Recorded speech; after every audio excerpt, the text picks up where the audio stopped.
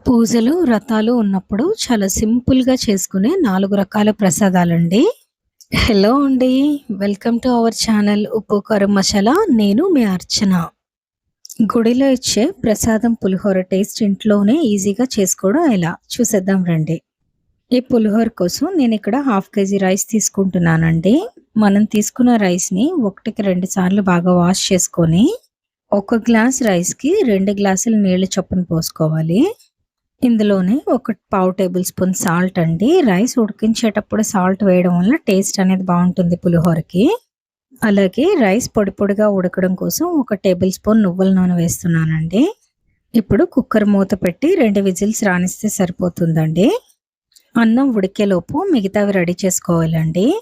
Half KG బియ్యానికి నేను ఒక పిడికెడు చింతపండు తీసుకుంటున్నానండి. ఇంచుమించుగా 2 పెద్ద నిమ్మకాయల సైజంతా. ఈ చింతపండుని టైం ఉంటే నార్మల్ వాటర్‌లో నానబెట్టుకోండి. లేదు అప్పటికప్పుడు కావాలి అంటే వేడి నీళ్ళల్లో వేసుకోండి. అలాగే పులిహోర మంచి టేస్ట్ అండ్ ఫ్లేవర్ రావడం కోసం ఒక పౌడర్ రెడీ చేసుకుందామండి. దీనికోసం స్టవ్ పైన పాన్ తీసుకొని పావు టేబుల్ స్పూన్ మెంతులు, ఒక టేబుల్ స్పూన్ ఆవాలు, పావు టేబుల్ స్పూన్ మిరియాలు, ఒక ఎండుమిర్చి, 2 టేబుల్ స్పూన్ నువ్వులు తీసుకొని లో ఫ్లేమ్‌లో వేయించుకోవాలండి. ఒక 2 నిమిషాలకి కలర్ చేంజ్ అవ్వడమే కాదు, మంచి ఫ్లేవర్ కూడా వస్తుంది. ఈ స్టేజ్‌లో వీటిని పక్కకు తీసుకొని చల్లారాక మిక్సీ జార్‌లో వేసుకొని పౌడర్ చేసుకోవాలండి. ఇదే పాన్‌లో 3 టేబుల్ స్పూన్స్ వేరుశనగ నూనె వేసుకొని, ఆయిల్ వేడయ్యాక 2 టేబుల్ స్పూన్స్ వేరుశనగ గుళ్ళు, కొంచెం జీడిపప్పు వేసి కొంచెం వేగాక శనగపప్పు, మినపప్పు, జీలకర్ర, ఆవాలు అన్నీ కలిపిన పోపు దినుసులండి. వీటిని 4 టేబుల్ స్పూన్స్ వేసుకుంటున్నాను.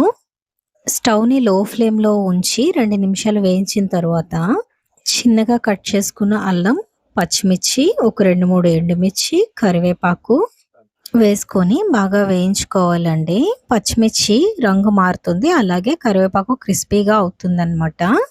మీకు నచ్చితే పోపులో కొంచెం సాల్ట్ వేసుకోండి. కొంతమంది పోపులో పచ్చిమిర్చి తినడానికి ఇష్టపడతారు. ఇలా వేయడం వల్ల టేస్ట్ అనేది బావుంటుందండి.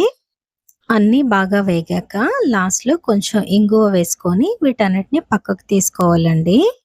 ఇందులోనే డైరెక్ట్‌గా చింతపండు గుజ్జు వేసేస్తే సింగిల్ స్టెప్‌లోనే పులిహోర అనేది రెడీ అయిపోతుంది. ఒకవేళ మనకి ఇవి క్రంచీగా కావాలనిపిస్తే సెపరేట్ చేసుకోండి. ఇదే పాన్‌లో మనం నానబెట్టుకున్న చింతగుజ్జును వేసుకోవాలండి. ఇది కొంచెం ఉడికాక ఒక టేబుల్ స్పూన్ పసుపు, రుచికి తగ్గ ఉప్పు వేసుకొని, ఒక చిన్న బెల్లం ముక్క కూడా వేసి చింతపండు గుజ్జు దగ్గర అయ్యేంత వరకు ఉడికించుకోవాలండి. ఇందులోనే కొంచెం కరివేపాకు, 2 పచ్చిమిర్చి వేసుకుంటే ఫ్లేవర్ అనేది చాలా బావుంటుంది.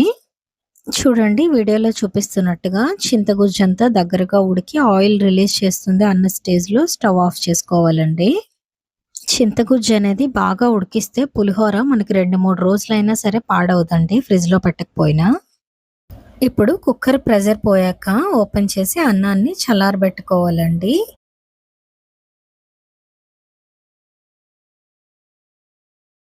ఈ చల్లారిన అన్నంలో ముందుగా మనం రెడీ చేసి పెట్టుకున్న చింతగుజ్జును, అలాగే నువ్వులు, ఆవాల పొడిని వేసి బాగా కలుపుకోవాలండి. ఇవన్నీ బాగా కలిపాక మనం రెడీ పెట్టుకున్న పోపును కూడా వేసుకొని అన్నీ కలిసేలాగా బాగా కలుపుకోవాలి.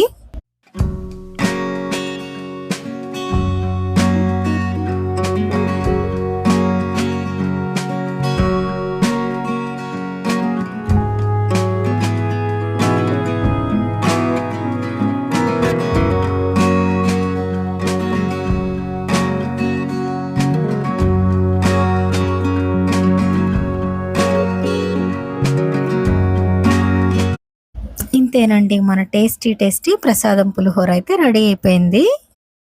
పులిహోర కోసం అన్నాన్ని ఉడికించాం కదండీ! అందులోనే నేను కొంచెం సెపరేట్‌గా అన్నాన్ని తీసుకున్నాను. ఇందులో ఒక కప్పు పెరుగు వేసి కొంచెం సాల్ట్ వేస్తున్నాను. అలాగే మనం పులిహోర కోసం పోపుని రెడీ చేసుకున్నాం గదండీ! ఆ పోపుని కొంచెం ఉంచి ఈ పెరుగన్నంలో వేసుకుంటున్నాను. మంచి కలర్‌ఫుల్‌గా కనిపించడం కోసం కొన్ని దానిమ్మ గింజలను వేసుకుంటున్నానండి. ఇంతేనండి, మన దద్దోజనం అయితే రెడీ అయిపోయింది.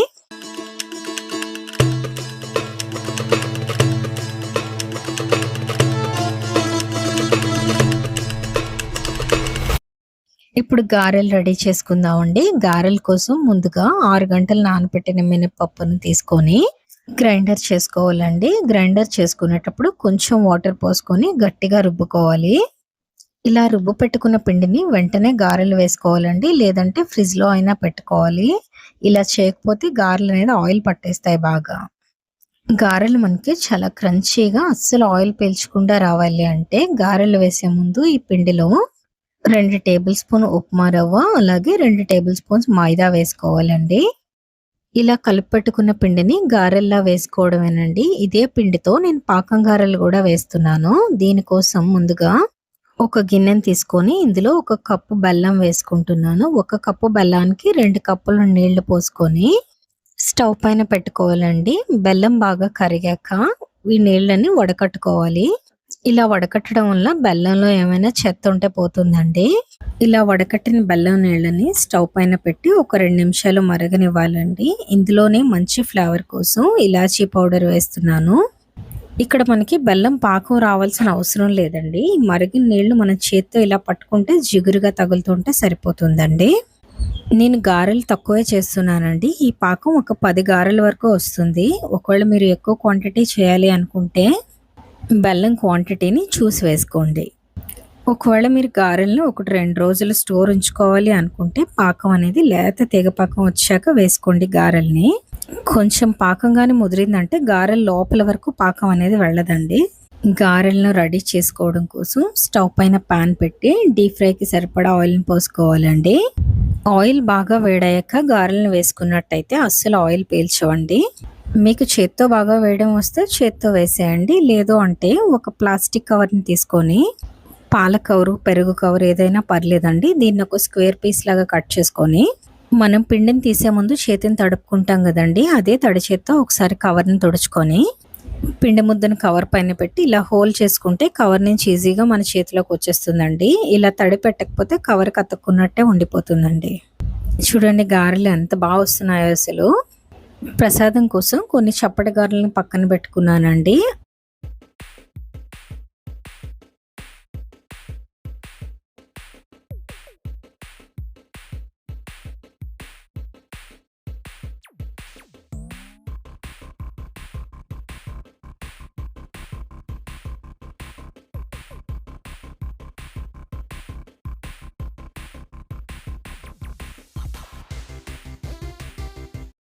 పాకం గారెల కోసం వేడి ఆయిల్‌లో నుంచి తీసిన వెంటనే గారెల్ని పాకంలో వేసుకోవాలండి.